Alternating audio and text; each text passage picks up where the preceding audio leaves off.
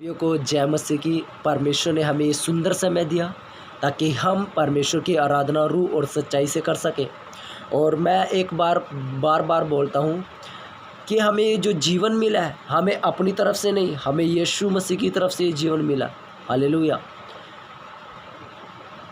मैं परमेश्वर का धन्यवाद करता हूँ कि आज का जो वचन है, जो रोटी जो स्वर्ग से उतरी, वही रोटी हम खाएं और वही खिलाएं। आज का जो वचन है वो हमें एक ताकत देगा, एक बल देगा आत्मिक लाइफ में। और क्योंकि जो परमेश्वर ने जब मैं इस वचन को पढ़ रहा था तो जो परमेश्वर ने मुझसे बातचीत की वही मैं आपके सामने रखने जा रहा हूँ। और मैं परमेश्वर का धन्यवाद करता हूँ कि परमेश्वर आप सब लोगों से बातचीत करेंगे। हालेलुया। लेकिन उससे पहले मैं एक बात कहना चाहता हूँ, आज का जो विश्वासी है वो किस तरह से हो गया, वो कैसे हो चुका है। उसको यीशु भी चाहिए, उसको इस संसार के सुख विलास भोग भी चाहिए। हालेलुया। आप समझे मैं क्या कहना चाहता हूँ। यीशु क्यों चाहिए? अगर जो कोई दुख में जो कोई लाइफ में दुख आ जाए, या कोई परेशानी आ जाए, या कोई हमारे बच्चे बीमार हो जाए, या हमारी फाइनेंशियली प्रॉब्लम हो जाए, या कोई भी ऐसी परेशानी मुसीबत हमारे ऊपर आ जाए, तो हमें यीशु चाहिए। अन्यथा हम संसार के साथ लगे पड़े। हालेलुया। यहाँ तक कि एक समय में वो प्रार्थनाएं करते हैं शाम को बैठकर, और सारा दिन उनका जो जीवन है संसार के साथ है। मैं देखता हूँ जवान भाई बहनों को, वो एक समय में प्रार्थना करते हैं और सारा दिन अपने फ़ोन में व्यस्त, सारा दिन संसारिक सॉन्ग सुनेंगे। उनको बोल दिया जाए तो नाराज़ हो जाते हैं। लेकिन मैं उन लोगों को बताना चाहता हूँ, मेरे प्यारे बहनों भाइयों, हम कहाँ जी रहे हैं। हमें यीशु मसीह में जीना चाहिए, यीशु की समानता में जीना चाहिए।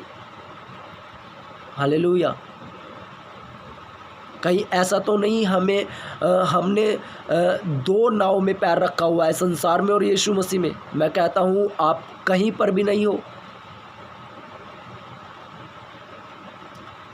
यीशु मसीह को अपने जीवन में लागू करें और पवित्र आत्मा से उस सहायक जो यीशु मसीह ने हमें दिया उसको कहें कि हमें यीशु मसीह में जीना सिखाएं, क्योंकि वो हमारी मदद करता है।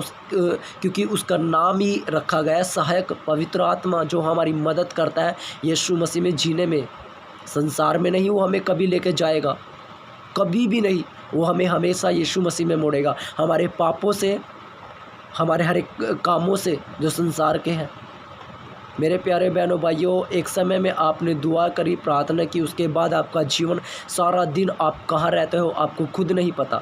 लेकिन मैं आप बताना चाहता हूँ, हमें हर एक सेकंड में अपने जीवन को जांचने की ज़रूरत है कि क्या मैं यीशु के साथ जी रहा हूँ। चाहे हम जॉब की प्लेस पे हो, चाहे हम घर में हो, चाहे हम बाहर हों, तो हमें हर एक सेकंड में सोचने की ज़रूरत है, अपने आप को परखने की ज़रूरत है, अपने आप को जांचने की ज़रूरत है कि क्या मैं यीशु के साथ सही हूँ। या हम किसी से बातचीत करते हैं, बड़े से या छोटे से, या अपने दोस्तों में, या कहीं पर भी हमें हर एक सेकंड में अपने आप को जांचने की ज़रूरत है कि क्या मैं यीशु के साथ सही मेरा रिश्ता है या नहीं। एक समय में प्रार्थना कर ली रात को बैठ के, उसके बाद सोचते हैं कि यीशु मसीह को मोल खरीद लिया हमने, लेकिन उसने हमें मोल खरीदा है। हालेलुया। आप जाने तो हमें उसके साथ जुड़ने की ज़रूरत है। हालेलुया। वचन देदारी हुआ। अब हमें क्या करना है? हमें वचनदारी बनना है। वो खुदा, वो परमेश्वर इस देह में आया ताकि हम इस देह से परमेश्वर में जा सके। लेकिन हम तो उल्टा चलते हैं ना। सहायक से मांगे, सहायक को बोले, आपको यीशु ने हमारे लिए मदद करने के लिए बोला, आप हमारी सहायता कीजिए यीशु मसीह में जीने की। हालेलुया। तो मैं परमेश्वर का धन्यवाद करता हूँ। आज के वचन से हम सीखेंगे कि परमेश्वर हमसे क्या बातचीत करना चाहता है। तो हम बाइबल से पढ़ेंगे 2 यूहन्ना उसका 1 अध्याय से, उसमें एक ही अध्याय है, उसका 4 वचन से हम पढ़ते हैं। तो परमेश्वर का वचन इस तरह से हमसे बातचीत करता है। तो वचन से हम जब पढ़ते हैं तो आइए हम समझें मैं बहुत आनंदित हुआ कि मैंने तेरे कुछ बच्चों को उस आज्ञा के अनुसार जो हमें पिता की ओर से मिली थी सत्य पर चलते हुए पाया। Hallelujah, hallelujah. मैं दोबारा इस वचन को रिपीट करता हूँ। 2 यूहन्ना उसकी पत्री उसका 1 अध्याय उसका 4 वचन से यूहन्ना कहता है, मैं बहुत आनंदित हुआ कि मैंने कुछ तेरे बच्चों को उस आज्ञा के अनुसार जो हमें पिता की ओर से मिली थी सत्य पर चलते हुए पाया। Hallelujah, hallelujah. सत्य पर चलते हुए पाया। मैं कहना चाहता हूँ, अगर जो हम किसी चर्च में जाते हैं और किसी पासवान से हम जुड़े हुए हैं, अगर जो हमें कुछ समझाते हैं और हम उसकी बात को नहीं मानते, तो मैं कहना चाहता हूँ, पासवान बेशक हमें बोले नहीं, प्रभु का दास हमें बेशक बोले नहीं, लेकिन वो अंदर बड़ा दुखी होता है। हालेलुया। अगर जो किसी जवान को, किसी जवान बहन भाई को, या वो किसी पाप में है, अगर जो किसी दास ने, प्रभु के दास ने उसको बोल दिया, क्योंकि उसको हक है बोलने का। हालेलुया। क्योंकि उसको परमेश्वर ने ठहराया है हमारे लिए। अगर जो सच्चाई से दास, जो सच्चाई से, जो प्रभु का दास है, यीशु की सच्चाई से सेवा करा, उसकी बात कर रहा हूँ मैं। हालेलुया। वो हमें बोल सकता है क्योंकि परमेश्वर ने उसको नियुक्त किया है हमारे लिए। हालेलुया।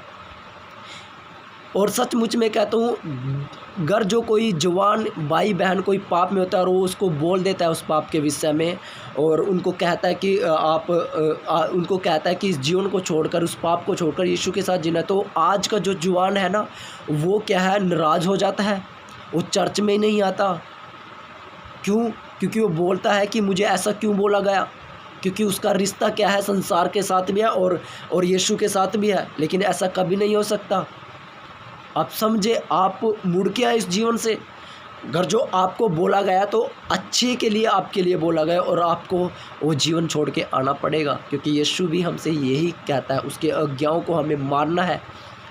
लेकिन यहाँ पर यूहन्ना खुश हुआ, और मैं कहता हूँ, अगर जो किसी चर्च में किसी दास के पास कोई कलीसिया आ रही है और वो कलीसिया उस दास के कहने के अनुसार चल रही है, वो यीशु में उनको चला रहा है और वो उसका कहना मान रही है, तो मैं आपको बताना चाहता हूँ, दास बड़ा खुश होता है उनसे। वो अंदर ही अंदर बड़ा खुश होता है। हालेलुया। क्योंकि आनंद मनाता है वो। क्यों?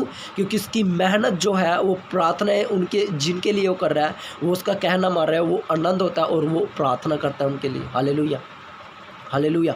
इसलिए हमें परमेश्वर की आज्ञाओं को मानना चाहिए, और अपने जो हमारे दास हैं, प्रभु के दास हैं, उनके साथ हमें उनके साथ खड़ा होना है। खड़ा होने का मतलब यही है कि जो हमें समझाते हैं, हमें समझना चाहिए, हमें मुड़कर आना चाहिए यीशु के पास। हालेलुया। और दूसरी बात यह है, इसका इसी पहले अध्याय का उसका 8 वचन से हम पढ़ेंगे कि अपने विषय में चौकस रहो कि जो परिश्रम हमने किया है उसको तुम गवा ना दो। यूहन्ना यहाँ पर ये बात कह रहा है। पहले ये बात किसी लेडीज़ को कह रहा था, आप ध्यान से इसको वचन को पढ़ लेना बाद में। वो कह रहा था कि मैंने तेरे बच्चों को जो है सत्य पर चलते पाया, वो आनंदित था। लेकिन 8 अध्याय में वो फिर से कहता है कि अपने विषय में चौकस रहो कि जो परिश्रम हमने किया उसको तुम गवा ना दो, वरन उसका पूरा प्रतिफल उठाओ। मैं यहाँ पर सचमुच में 8 अध्याय से जब मैं पढ़ रहा था तो परमेश्वर ने मुझे सिखाया कि अपने विषय में चौकस रहो। यूहन्ना यहाँ पर कह रहा है उन लोगों को, उन कलीसिया को, उन बच्चों को, उन लेडीज़ को जो उसके पास आए हुए थे, जो उसके पास थे, वो कह रहा है कि अपने विषय में चौकस रहो। और अपने विषय में चौकस रहने का मतलब यह है कि आप देख लो, हम कहीं भी जाते हैं या हम रिश्तेदारी में जाते हैं या कहीं पर भी हम जाते हैं या वहाँ से चलते हैं या रिश्तेदार हमारे घर आए तो हम उनको कहते हैं चौकस रहो, चौकस से जाना, या उनको बोलते हैं, या हमें कोई बोलता है चौकस से जाना और रास्ते में ट्रैफिक है आराम से जाना। हम उनको कहते हैं कि अपने विषय में चौकस रहना। कहने का मतलब ये है कि जो इस संसार के जो एक यूहन्ना जो कह रहा है कि अपने विषय में चौकस रहो कि जो परिश्रम हमने किया तुम उसको गवा न दो। वो कहने का मतलब यह है कि इस संसार में हमें चौकस रहना है। हमें चौकस रहना किससे? शैतान की बातों से, संसारिक बातों से, उससे निकलना है। अपने विषय में हमें चौकस रहना है हर पल, क्योंकि यीशु ने कहा मेरा आना निकट है। हमें हर एक मोड़ पर, जैसे मैंने पहले कहा, हमें हर एक मोड़ पर अपने जीवन में हर एक सेकंड, हर एक पल में अपने आप को जांचने की ज़रूरत है।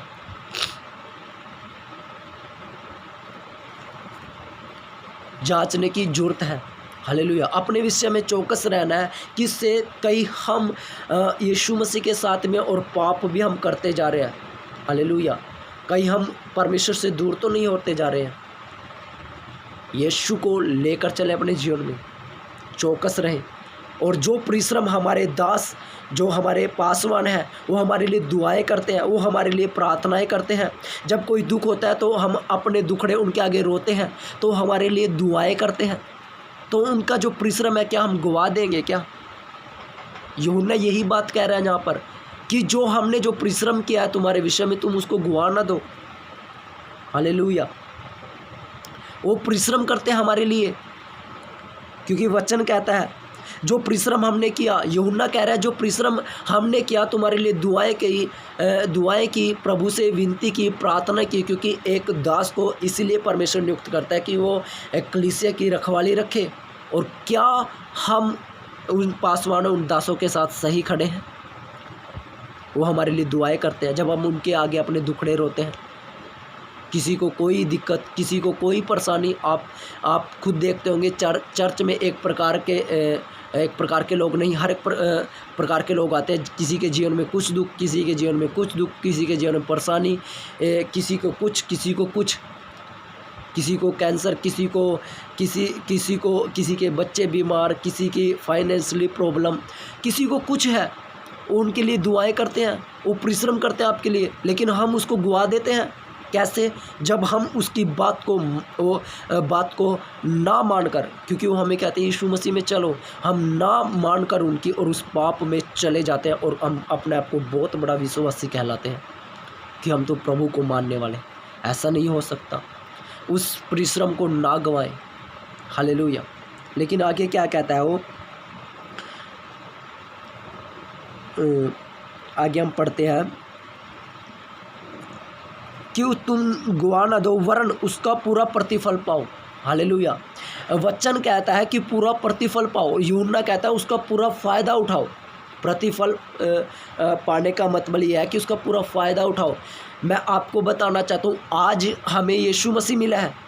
मैं अपने जीवन को धन्य समझता हूँ। जब मैं अकेले में होता हूँ तो मैं अपने आप को बधाई देता हूँ कि मेरा नाम मनोज पॉल है। मैं अपने आप को बधाई देता हूँ कि जो मनोज पॉल, तुझको यीशु ने चुन लिया। क्या था तू कि तुझे यीशु ने चुना? लेकिन मैं अपने आप को धन्य कहता हूँ, अपने आप को बधाई देता हूँ यीशु के नाम से कि मैं स्वर्ग का वारिस हूँ। हालेलुया। मैं एक दिन परमेश्वर के पास बैठूंगा जहाँ यीशु बैठता है। हालेलुया। लेकिन उससे पहले यूहन्ना कहता है उसका पूरा प्रतिफल उठाओ।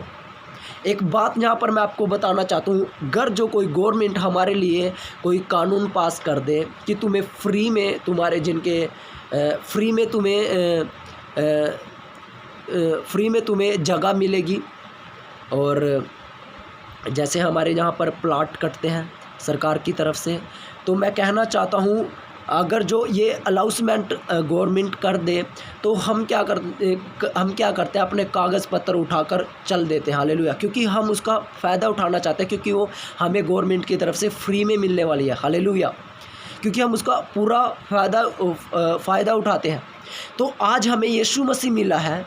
आज यीशु मसीह पवित्र आत्मा, फ्री में हमें ये पवित्र आत्मा मिली है, फ्री में हमारे पापों को क्षमा है। हालेलुया। अगर जो देखा जाए तो इस सांस को भी, अगर जो इसकी सांस जो हम ले रहे हैं इसका भुगतान हमें करना पड़ जाए ना, तो मैं कहता हूँ हम खड़े खड़े देखते रहेंगे कैसे भुगतान करें इस चीज़ का। अगर जो परमेश्वर इस चीज़ का भी हमसे भुगतान लिया जाए हमसे। हालेलुया। मैं आपको बताना चाहता हूँ हमें पूरा फ़ायदा उठाना चाहिए, हमें जीना चाहिए, हमें खुद में एक अनुभव होना चाहिए कि आज हमें समय मिल रहा है, उसका पूरा प्रतिफल उठाओ। जो दास हमें समझा रहे हैं, जो दास हमारे लिए दुआएं कर रहे हैं, हमको बता रहे हैं यीशु के बारे में, तो हमें उसका पूरा फ़ायदा उठाना चाहिए। और सचमुच में मैं कहता हूँ, मैं इन दिनों में पूरा फ़ायदा उठाता हूँ यीशु मसीह की लाइफ का, जो हमें मिली है यीशु मसीह की तरफ से। मैं वचन को पढ़ता हूँ और वचन से और दासों को पढ़ता हूँ, यूट्यूब पर कई भाई बहनों को जो सच्चाई रूह से परमेश्वर के वचन को बांट रहे हैं, मैं उनको सुनता हूँ और मैं पूरा फ़ायदा उठाता हूँ उसका, और उसके चलने पर पूरा प्रयास करता हूँ और पवित्र आत्मा सहायक से कहता हूँ मेरी मदद कर, और वो मेरी मदद करता है। हालेलुया। लेकिन मैं कहता हूँ मैं फ़ायदा उठाता हूँ, लेकिन हम फ़ायदा ही नहीं उठाना चाहते हैं। हम फ़ायदा ही नहीं उठाना चाहते, हमें फ़ायदा उठाना है। मैं कहना चाहता हूँ, अगर जो यीशु की जगह पर आपको क्रूस पर चढ़ाया जाता तो क्या होता? आपके पापों को खुद आप उठाते तो क्या होता? लेकिन यीशु ने उठाया, तो फ़ायदा उठाओ ना, पवित्र जीवन जियो, गाली गलौज को छोड़ कर आओ, चोरी जारी को छोड़ कर आओ, घमंड को छोड़ कर आओ, पुराने जीवन को छोड़ कर आओ, क्योंकि यीशु ने कहा हम एक नई सृष्टि है। यही तो है एक फ़ायदा उठाना। यीशु मसीह में पवित्र जीवन जियो, वो चाल चलो जो यीशु ने हमें दी है। फ़ायदा उठाओ, और इसमें कोई अलग सी कोई बात नहीं होगी कि फ़ायदा कैसे उठाएं। फ़ायदा ये है कि हमें लीला, क्रीड़ा, ईर्ष्या, क्रोध, वैर, बबौध, चोरी, जारी, घमंड, जो शैतान की बातें हैं, उनको छोड़कर यीशु के पास आना है और यीशु से मदद मांगनी है और पवित्र जीवन जीना है। इसका फ़ायदा ये फ़ायदा है, और ये फ़ायदा आपको तब महसूस होगा जब आप यीशु मसीह के साथ उठा लिए जाएंगे। जब यीशु मसीह आएगा तो आप जब यीशु मसीह आपको उठा लेगा और बादलों पर हवा में हम यीशु मसीह से मिलेंगे, तब आपको इस बात का एहसास होगा कि हमने पूरा फ़ायदा उठाया, यीशु मसीह का पूरा प्रतिफल हमने पाया है। और प्रतिफल यही है, आज दास हमारे लिए दुआ कर रहे हैं तो हमें उसका फ़ायदा उठाना चाहिए। आज दास हमारे लिए प्रार्थना कर रहे हैं,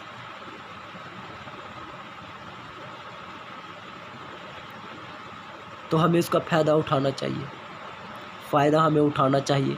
मेरे प्यारे बहनों भाइयों, हमें यीशु मसीह में आज हमारा जीवन है, आज हम कुछ भी कर सकते हैं, मैं आपको बताना चाहता हूँ। लेकिन एक दिन आएगा जब यहाँ से पवित्र आत्मा, जैसे पुराने नियम में पवित्र आत्मा को कोई काम सौंपा जाता था और वो करके उस काम को पूरा करके ऊपर चला जाता था, लेकिन अब इन दिनों में पवित्र आत्मा यीशु मसीह ने बिल्कुल बिल्कुल ही हमारे लिए दे दिया, और वो यहीं पर रहता है और जो यीशु में बनता है उसको मदद करता है। लेकिन एक दिन वो अपना काम पूरा करके जाएगा, जैसे पुराने नियम में जाता था, एक दिन जाएगा, लेकिन उस समय वो दोबारा नहीं आएगा इस संसार में, क्योंकि वो उन लोगों को लेकर जाएगा जो यीशु मसीह में अपने जीवन को जी रहे हैं। हालेलुया। इसलिए पवित्र आत्मा जहाँ से उठा लिया जाएगा, उसके लोग उठा लिए जाएंगे, फिर क्या होगा? तब आपको पता चलेगा कि हमने कितना फ़ायदा यीशु मसीह में उठाया। लेकिन आज का जो विश्वासी समझना नहीं चाहता है, आज का विश्वासी समझना ही नहीं चाहता है, उसको तो इस लाइफ में एंजॉय करना है। यीशु भी चाहिए, नाइट पार्टियों में भी जाना है, एंजॉय करना है। कई यूथ इतने नशे तक हद से हद नशा कर चुके हैं कि वो वहाँ से मुड़कर नहीं आ सकते, और लोग इसको एंजॉय कहते हैं, वो तो एंजॉय कर रहा है। पत्नी रात तक अपने पति की बाट जोती है कि वो अब भी आएगा, लेकिन उसको क्या, उसको तो पड़ी है नशे करने की, वो तो नशा करके आएगा। वो खाना खाए, बच्चे खाना खाए या ना खाए, उसको तो अपना इंजॉय से मतलब है। मैंने कितने लोगों को देखा है, नशे में इंसान अपने बच्चों, अपने परिवार, अपने पत्नी, अपने घर वालों तक भूल जाता है, उसको सिर्फ दारू चाहिए। हालेलुया। इस जीवन से मुड़ के ही तो हमें यीशु के पास आना है।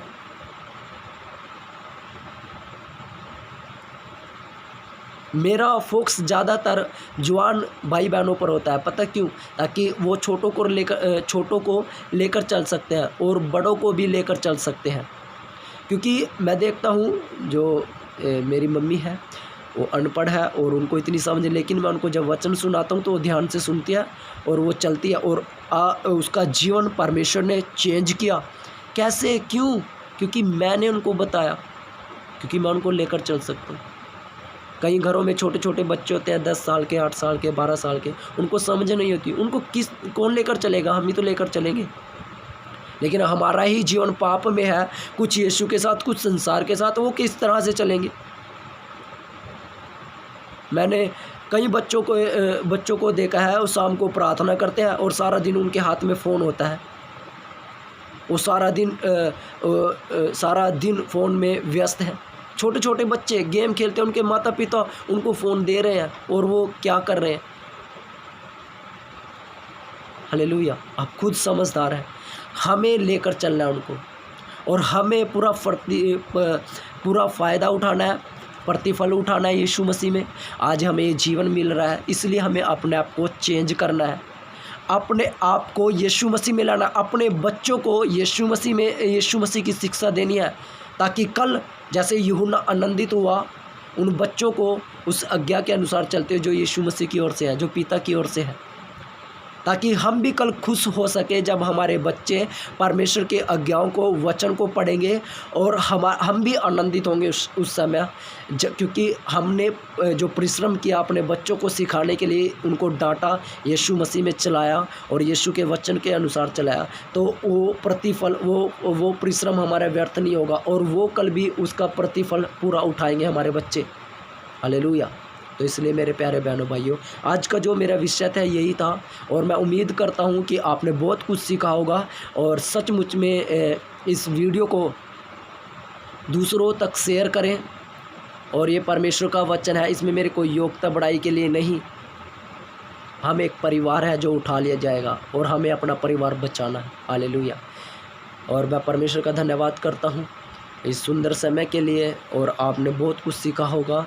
और दुआएं करें, इन दिनों में एक दूसरे के लिए प्रेयर करें, प्रार्थना में स्ट्रॉन्ग बने, वचन को उठाएं, वचन को पढ़ें, वचन को ध्यान से पढ़ें, वचन को पढ़ें और वचन आपको ताकत देगा, बल देगा। और समझे और सीखें। यीशु आपके साथ है। आप सभी को जय मसीह। आमीन।